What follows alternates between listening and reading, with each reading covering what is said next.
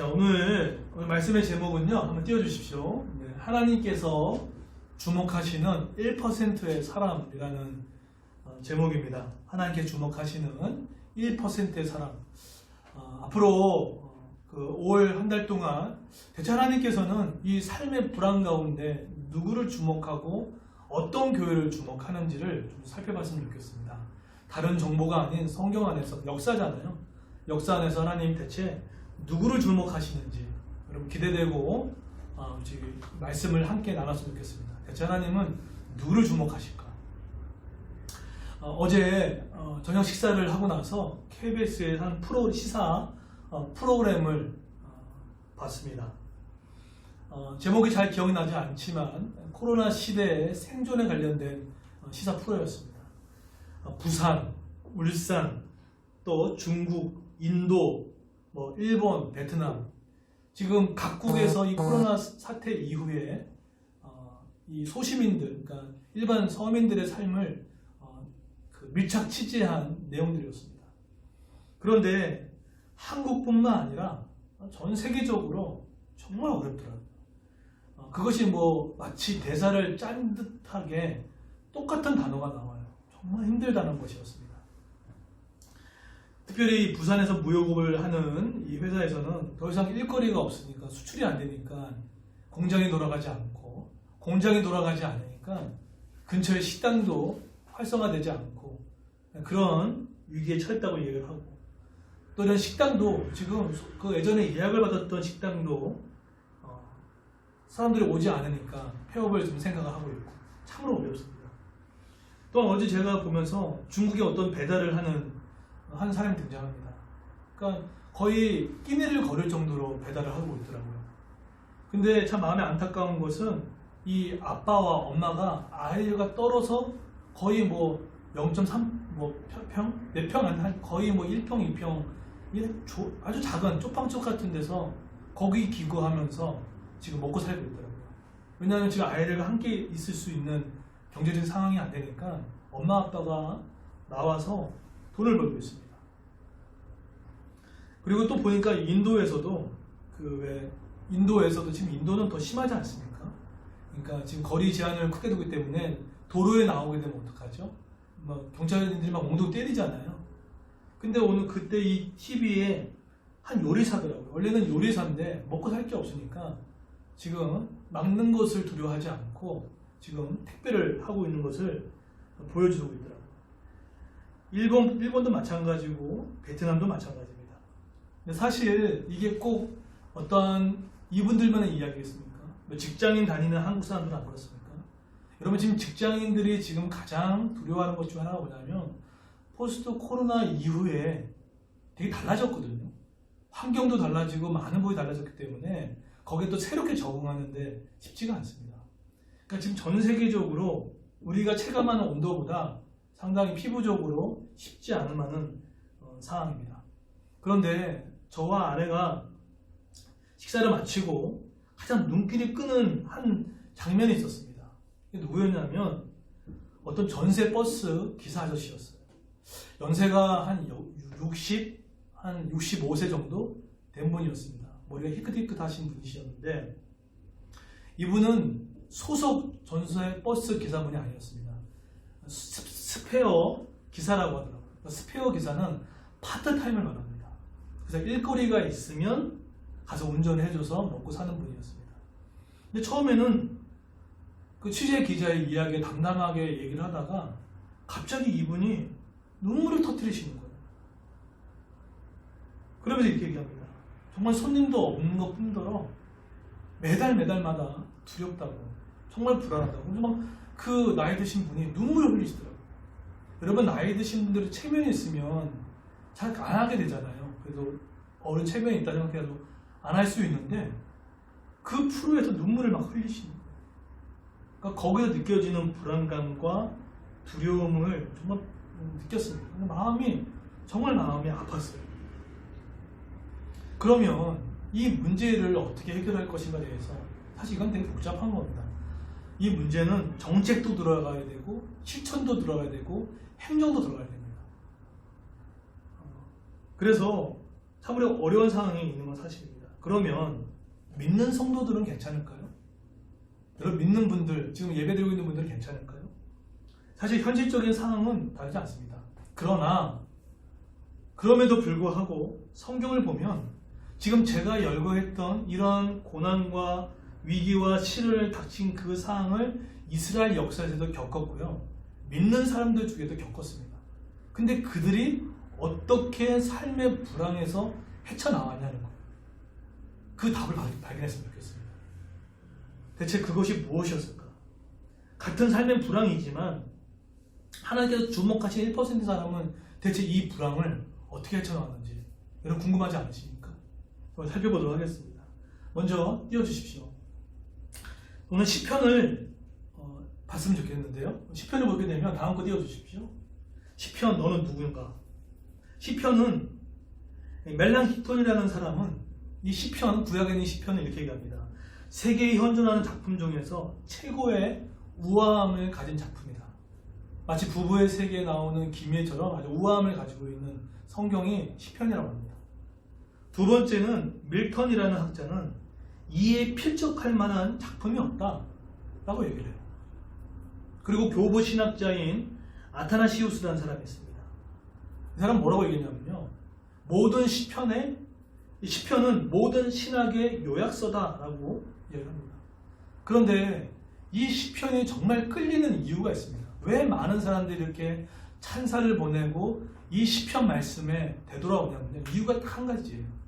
그건 뭐냐면요, 이 시편은 어떤 사람의 회의, 시련, 고난, 이 죽음 같은 고통, 떨리는 긴장감, 떨리는 불안감이 있을 때 이 시편은 힘과 위로를 줄 뿐만 아니라 침체된 우리의 영혼을 하나님 천상에 계신, 또 우리 마음에 계신 하나님께 들여 올려지는 엄청난 위력의 말씀이 바로 시편입니다. 그래서 저도요, 관계에 어려움이 생기고 마음이 불안하고 막 어찌할지 모를 때 꼭 읽는 성경 중에 하나가 뭐냐면 시편입니다. 아마 이건 저뿐만 아닐 겁니다. 근데 왜 시편을 읽으면 내 마음이 그렇게 회복이 될까요? 왜 그럴까요? 왜 시편을 읽으면 우리의 복잡한 문제가 하나님께 향할 수 있을까요? 거기에 답이 있습니다. 먼저 오늘 그 답을 1편에서, 시편 1편에서 찾아봤으면 좋겠습니다. 근데 먼저 오늘 시편 1편을 들어가기 전에 여러분 주의사항이 있습니다. 어떤 거를 할 때 주의사항이 필요하잖아요. 첫 번째 주의사항이 뭐냐면 이분법적 사고를 하지 말라는 거예요. 이게 주의사항입니다. 시편을 섭취할 때 꼭 주의할 첫 번째는요, 이분법적 사고를 하지 말라는 거예요. 제가 왜 이렇게 말씀을 드렸냐면 시편을 읽다 보면은 의인과 악인, 또 복 있는 사람과 망하는 사람, 이렇게 상당히 대조법을 많이 사용합니다. 그래서 마치 세상은 무조건 악한 것, 이런 세계관이 들어올 때가 있어요. 여러분, 세상은 악한 게 아니라 하나님을 떠나 타락된 피조물과 세상인 겁니다. 그러면 그 공동체와 사람, 하나님이 싫어하실까요? 아닙니다. 안타까워하신다는 거예요. 세상을 이처럼 사랑하사요. 믿는 자들만 사랑하는 게 아니라 하나님이 이처럼 세상을 사랑하는 것처럼 나의 지금 교회의 다른 직장도 하나님 사랑하시고요, 안 믿는 직장 상사도 사랑하시고요, 정말로 다른 힘들고 어려운 사람, 하나님을 떠난 사람도 사랑하시는 그 마음이 있다는 거예요. 우리 말로 하면 하나님은 안 믿어도 살짝 약자에 대한 마음은 계속 갖고 있다는 거예요. 왜냐하면 하나님이 사랑의 하나님이신데 너 나 안 믿어? 나 너 싫어? 이렇게 하시는 하나님이 아니라는 거예요. 자, 그런 주의사항 이제 아시겠죠? 오늘 그걸 갖고 설교를 들으셔야지, 교회는 선하고 내가 일하는 거나 뭔가 정결하지 않는 거, 그런 생각하지 않는다는 거예요. 여러분 일하는 것 자체가 바로 예배고 선교입니다. 육아를 하고 설거지를 하고 아이들 똥을 치워주고, 이 모든 것들이 하나님의 선한 일이라고 합니다. 자, 그러면 이제 그 이분법적 사고를 주의하시고 들어가겠습니다. 그러면 시편은 상당히 단순한데 이렇게 얘기합니다. 삶의 불황에서 하나님께 주목하시는 1% 사람들 가운데 먼저 피해야 할 것들이 있습니다. 하나님이 먼저 피해야 할 것들에 대한 이야기를 먼저 합니다. 자, 그 피해야 할 것들이 뭐냐? 대체 뭐지? 나도 하나님께 주목받고 싶은데 먼저 뭘 피해야 될까? 세 가지가 있는데요. 1편 1절입니다. 한번 띄워주시겠습니까? 네. 첫 번째는 뭐죠? 악인의 꾀. 두 번째는 뭐죠? 죄인들의 길. 세 번째는 뭐죠? 오만한 자리. 여러분 그거 아십니까? 이 순서가 그냥 된 순서가 아니라 점차적으로 강화된 순서로 따른 겁니다. 자, 그러면 첫 번째로 악인의 꾀는 뭘까요? 여기서 악인의 꾀는 레샤임이라고 합니다. 히브리어로. 이거는 실제적으로 하나님을 대적하는 걸 말합니다. 야, 하나님이 어딨어? 코로나인데 지금 하나님 뭘 도와줘? 야, 그렇게 기도했는데 어떻게 사람이 죽을 수 있어? 여러 가지 질문들이 나올 수 있죠. 그렇듯 하나님을 부정하고 하나님 이 세상 없어, 눈에 보이지 않는 하나님 어디 있어? 라고 하면서 실제적으로 적극적으로 하나님을 욕하는 사람이든 댓글로 욕하는 사람이든 속으로 멀리하든 하나님을 대적한 사람을 말합니다. 근데 이것을 피해야 한다는 거예요. 두 번째는 죄인의 길을 얘기합니다. 히브리어로 하타임이라고 하는데 이 사람은 누구냐면, 여러분 죄인이라는 것은 표적에서 벗어났다는 거잖아요. 쉽게 얘기하면은 죄를 실제적으로 짓고 있는 사람들 말합니다. 하나님은 명확하게 이것이 죄야 라고 말한 게 있거든요. 근데 알고 있음에도 불구하고 그 죄를 의도적으로 짓고 있는 것을 말합니다. 그게 바로 죄인의 길이에요. 자기만이 알고 있는 죄가 있습니다. 네. 근데 그 길을 알고도 의도대로 고집 부려서 계속 가는 거예요. 그것이 바로 죄인의 길입니다. 마지막으로 그러면 오만한 자의 길이 뭘까요? 레침이라고 하는데, 오만한 자의 길은 뭐냐면 스스로 모든 것을 해결하고 하나님 또는 사람의 조언을 받지 않는 사람을 말합니다. 어쩌면 세 번째가 믿는 사람들 마음속에 꽤 있지 않을까요? 오만한 자의 길이 그렇습니다. 스스로 모든 것을 다 해결하려고 해요. 그래서 하나님의 말씀도 잘 안 들으려고 하죠. 그리고 어떠한 사람의 조언도 받지 않으려고 해요. 그것을 뭐라고 합니까? 오만한 자의 길이라고 합니다. 여러분, 하나님이 주목하시는 사람, 반대로 얘기해 볼까요? 하나님이 주목하지 않는 사람의 세 가지 특징이 이 세 가지라는 거예요. 하나님이 이 사람한테 주목하지 않습니다. 그러면 공통적인 특징이 뭐죠? 이 세 부류의 것들이 뭐에 관계되었습니까? 하나님과의 관계가 깨진 사람들이에요. 코로나19가 끝나지 않았습니다. 그런데 이 코로나로 인하여서 영성이 많이 무너져 있는 사람들이 있습니다. 그런데 앞서서 이 세 가지 피할 길을 피하지 않고 돌아갔던 그 사람의 결과가 생각보다 참담합니다. 자, 4절에서 아주 명확하게 얘기를 해줍니다. 이런 길을 가는 사람이 어떻게 되는지 4절을 볼까요? 오직 바람에 나는 겨와 같다. 뿌리가 없다는 거죠. 두 번째 특징이 뭐냐면 5절에 보면 심판을 견디지 못한다는 거예요. 그리고 세 번째는 뭐라고 합니까? 6절에 보게 되면 악인들의 길은 망한다 라는 거예요.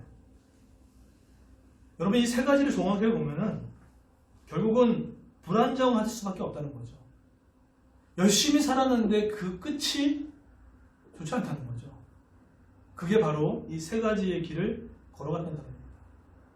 제가 왜 이렇게 확신하게 말씀드릴 수 있냐면, 코로나 거의 1월 말, 지금 4월까지 저도 변화된 세상을 준비하기 위해서 생각보다 많은 책을 읽었습니다. 그리고 또 한 가지, 열심히 정보를 듣고 여러 사람의 이야기를 듣고 노력했습니다. 그리고 최선을 다해서 노력하고 정보를 취했습니다. 그런데 어느 순간에 그것을 계속 하다 보니까 좋아요. 그런데 아침에 깨다 보면은 네이버 뉴스가 또 바뀌어 있는 거예요. 어떤 뉴스를 보니까 또 이렇게 정책 기조가 또 바뀌어 있는 거예요. 그러면서 든 생각이 뭐냐면 지식이 높아지고 방법이 높아지고 있는데 마음이 불안한 거예요. 예측할 수가 없는 거예요. 뭘 놓쳤을까요? 제 안에 오히려 그것들을 많이 하다 보니까 하나님을 중심이 두는 그 자리가 점점 약해져요. 너무 좋은 것들을 갖고 왔는데 그 좋은 것들이 들어왔는데 하나님의 자리가 작아진 거예요. 그러니까 저는 이 바람에 나는 겨가 뭔지를 정확하게 깨달았어요. 세상의 방법과 많은 조언들이 필요합니다. 그런데 그것이 하나님의 있는 자리보다 더 넓게 차지하게 되면 이게 예측할 수가 없어요. 왔다 갔다 바람에 나는 겨와 같은 불안정한 삶을 하게 돼요. 깨달았어요. 마음에 쉼이 없는 거예요. 쉼이 없어요. 야, 그렇구나. 결국은 악인의 꾀든 죄인의 길이든 오만한 제 길, 결국 하나님을 떠나는 그 자리잖아요. 근데 거기에는 그 어떤 것이 들어와도 도움이 될지 모르겠지만 마음의 그 평안의 중심성이 없구나. 그런 생각들을 하게 됩니다. 여러분 그거 아세요? 내가 인생이 조금 힘들어도 하나님의 중심이 있고 예배와 기도의 중심이 있는 사람은요, 사건의 해석을 부드럽게 합니다. 근데 그것이 약하게 되면은 사건의 해석을 말로나 내 사고로 부정적인 사고로 해버려요. 그래서 하나님이 이 세 가지를 피하라고 하셨던 거예요. 자, 그렇다면 그러면 이런 게 있구나. 그럼 반대로 하나님께서 이 삶의 불황에 하나님이 주목하시는 그 1%의 사람의 두 가지 특징을 오늘 살펴보고 마치도록 하겠습니다. 첫 번째는요, 뭘까요? 뭐가 중요할까요? 첫 번째는 은혜가 필요한 존재임을 자각하셔야 됩니다. 나오셨나요? 네, 다음 거. 첫 번째는 은혜가 필요한 존재를 자각하라는 거예요. 자, 오늘 앞에 거는 약간 부정적인 거라면 이제 긍정적인 것들을 봤으면 좋겠는데요. 자, 보세요. 2절에 보게 되면 하나님이 정확하게 대책을 마련해 주셨습니다. 2절에 보면 오직 여호와의 율법을 즐거워하며 그의 율법을 주야로 묵상하노라. 율법을 즐거워합니다. 또 뭐라고 하죠? 주야로 율법을 묵상했다는 거예요. 근데 우리는 솔직히 말해서 반대로 살고 하고 싶잖아요. 즐거워하기보다는 억지로 할 때도 있고, 주야로 묵상하기보다는 잠깐 하게 되고, 어쩌면 그것이 우리의 모습인지 모릅니다. 그런데 우리가 언제 율법을 즐거워하고 주야로 묵상합니까? 우리의 한계치가 왔을 때. 인생에 이건 정말 안 되겠구나. 이거는 정말로 정보가 들어와도 안 되겠구나. 이럴 때 어떡합니까? 율법을 어떡합니까? 즐거워하기보다는 가까이 하게 되죠. 그리고 아무리 착한 일을 하더라도, 선행을 하더라도 한 번에 무너질 수밖에 없는 연약한 인간을 깨달았을 때 우리는 그 율법을 가까이 하게 됩니다. 나에게 선한 것이 없구나. 율법을 즐거워하고 율법을 주야로 묵상하는 자, 이 세상에 한 사람도 없습니다. 근데 그 율법의 요구를 이루시는 분이 계십니다. 이게 누구십니까? 이게 예수 그리스도예요. 성경 66권 100% 다 지킬 수 있는 사람이 없습니다. 때로는 율법의 부정적인 기능 가운데 율법은 저지라고 할 수도 있습니다. 왜? 지킬 수 없기 때문에. 지킬 수 없는 말씀을 계속 듣다 보면 정죄감과 죄책감이 쌓일 수밖에 없습니다. 그래서 예수 그리스도께서 그 율법의 요구를 다 이루셨죠. 그러면 이루셨다는 게 뭡니까? 율법을 행할 수 있는 능력을 우리에게 주신다, 안 주신다? 주신다는 거예요. 우리는 율법을 이룰 수는 없습니다. 하지만 율법을 이루신 그분께서 우리에게 율법을 이룰 수 있는 의를 주시고 바로 성령의 능력을 주시기 때문에 이룰 수 있다는 거예요. 그래서 이거를 인정하게 되면 하나님을 의지할 수밖에 없어요. 네. 여러분 정말 최고의 신앙의 고수가 누군지 알아요? 힘들었을 때만 율법을 즐거워하는 게 아니라 평상시 가운데도 하나님이 즐거워해지고 그 말씀이 즐거워지고 기도가 즐거워하는 거, 평상시에 구축히 하는 거, 그게 너무나 중요한 것 같아요. 그래서 여러분 김미경이라는 그 동기부여 강사가 있죠. 아주 유명한 분이죠. 근데 그분이 아주 중요한 얘기를 합니다. 어떤 불황에서 극복하려면 5가지 단계가 중요하다는 거예요. 첫 번째는 인정하는 거예요. 두 번째는 내 강점이 뭔지를 보라는 거예요. 세 번째는 시나리오를 짜라는 거예요. 네 번째는 결단하라는 거예요. 그리고 5번째는 피드백하라는 거예요. 그런데 여기서 이 5가지 중에 제일 안 되는 게 뭔지 아십니까? 좀 와닿았어요. 인정이에요. 내가 지금 힘들다. 우리 가정이 지금 재정적으로 바닥이 났다. 나 지금 영적으로 파산 상태다. 내가 지금 이게 안 되는 거 자꾸 남 탓하지 말라는 거예요. 여러분 교회, 또 뭐 가정교회, 여러분 직장 자꾸 남 탓할 필요가 없습니다. 다 어떻게 보면은 자기부터 시작된 겁니다. 이걸 인정하기 싫어하는 거예요. 그래서 괜히 헛바람 들고 자존심 세우죠. 걔 때문에 안 됐다고. 나를 안 믿어줘서 안 됐다고. 아닙니다. 인정해야 돼요. 저도 날마다 글을 쓰면 자각합니다. 우리 교회 현실이 뭔지, 또 우리 가정교회 현실이 뭔지 자꾸 그 팩트에 저를 직면시킵니다. 이거 안 하면 뭉뚱그린 구름 같은 이야기만 합니다. 자각이 나와야지 그 다음에 내가 뭘 잘하는지를 나올 수 있습니다. 그래서 하나님 앞에 가까이 가면 갈수록 내가 인정받아야 돼요. 내가 여지없는 죄인이구나. 인정하셔야 돼요. 내가 선하지 않구나. 그러면 방법이 뭐예요? 두 번째입니다. 성령의 능력으로 문제 풀기입니다. 2절 보시면 제가 왔던 단어가 오직 여호와의 율법을 즐거워해요. 오직이라는 단어였어요. 오직. 쉬운 성경에는 그 오로지라고 하는데 이 단어입니다. 여러분 이 단어 안에 어떤 뉘앙스를 느꼈습니까? 이거는 이 단어 속에 하나님께 가면 된다는 마음. 이게 뭔가 절대성이 있지 않습니까? 신뢰성. 오직 여호와의 율법을 즐거워하는 자. 그런데 저는 이 표현을 또 구약에서 누가 했냐면 에스겔이에요. 이스라엘에도 불황이 왔습니다. 이스라엘 백성에도 삶의 불황이 왔습니다. 그런데 회복시키는 40장부터 마지막 끝장까지 상당히 언어를 보십시오.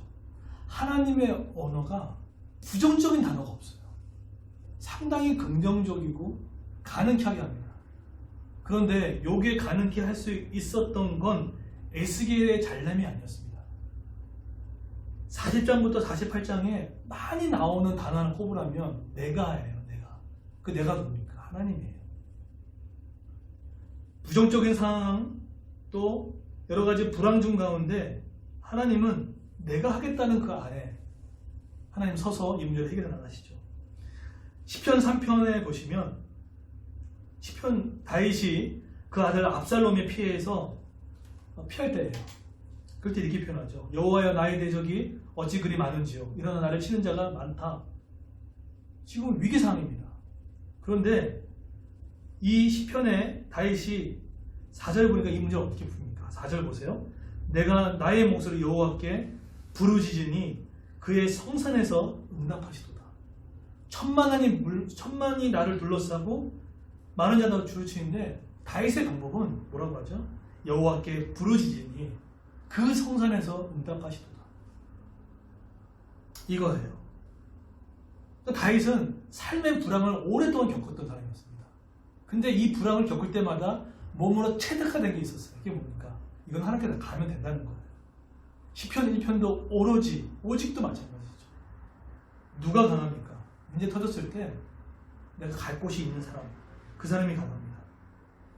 지난주 월요일날 손태웅 목사님을 만나면서 어른들이 이야기하는 거는 농담도 들어가는 이야기가 있잖아요. 귀담아 들었습니다. 그 중에 한 가지가 저한테 꽂혔어요. 그건 뭐냐면 더 이상 선배한테 배우지 마라. 충격적이죠. 이제는 답이 없다. 답을 찾아가야 된다. 이 말이었어요. 선배를 무시하는 얘기가 아니었을 겁니다. 지금 새로운 뉴노멀 시대입니다. 이제는 새로운 규칙과 질서가 나왔다는 얘기. 이제는 새로운 질서가 시작된 시대입니다. 예전의 방법으로 할 수 없다는 거죠. 그러면 어디로 가야 될까? 저도 듣고 나서 좋았지만 걸어오면서 그럼 뭘까? 그럼 어떻게 할 것인가 했을 때 가장 중요한 건 방법론보다 내 마음의 확신이 중요하더라고요. 그게 뭐였을까요? 바로 아까 시편 다윗이 말했던 것처럼 오직 또 내가 여호와께 부르짖으니 문제 해결점을 뭘로 가는 것 바로 하나님께 가면 된다는 단순한 그 믿음이 중요한 것이죠. 저는 그래서 우리 교회가 좋습니다. 왜냐하면 어떤 문제가 생기면 우리 교사들은 기도하자고 합니다. 우리 이번 주부터 또 기도할 건데 또 온라인 금요 기도회가 시작됐죠. 그거 자체로 기쁜 게 아니라 그 기도를 하게 되면 하나님이 어떻게 이루실 거예요. 그게 기대가 되는 거예요. 여러분 그건 아십니까? 제가 단체 카톡방에 마음을 담아서 올리는 기도들이 있잖아요. 저는 그거 쓸 때마다 마음에 기대가 돼요. 설렘이 돼요. 이건 또 언제 이루어주실까? 기도에 적금을 두는 기분이에요. 국민연금 두고 계시죠? 30년, 40년 후에 받으실 거죠? 어르신들은 받으신 분도 계시지만 기도도 적금입니다. 내가 뿌려놔야지 거둘 게 있잖아요. 어떻게 안 뿌려놓고 거두려고 하십니까? 40대 준비하고 계십니까? 기도에 적금을 두십시오. 50대 준비하고 계십니까? 기도에 적금을 두십시오. 100세 시대입니다. 기도에 적금을 두십시오. 그것이 가장 지혜로운 방법입니다. 누구한테 달려있습니까? 하나님께 달려있습니다. 결론 맺겠습니다. 오늘 너무 단순해요. 삶의 불안 가운데 하나님께 주목하신 사람, 두 사람의 특징이 있습니다. 그 첫 번째가 뭡니까? 은혜를 자각하는 겁니다. 인정하십시오. 우리 파산된 존재였습니다. 두 번째로 성령의 능력으로 문제를 푸십시오. 하나님께 그 문제 갖고 나가십시오. 새로운 그 홍해의 바닷길에 길을 내신 그분이 우리에게 아주 참신한 길로 인도하실 겁니다. 그런 은혜가 있는 저와 여러분 되기를 예수님으로 축원드리겠습니다. 아멘.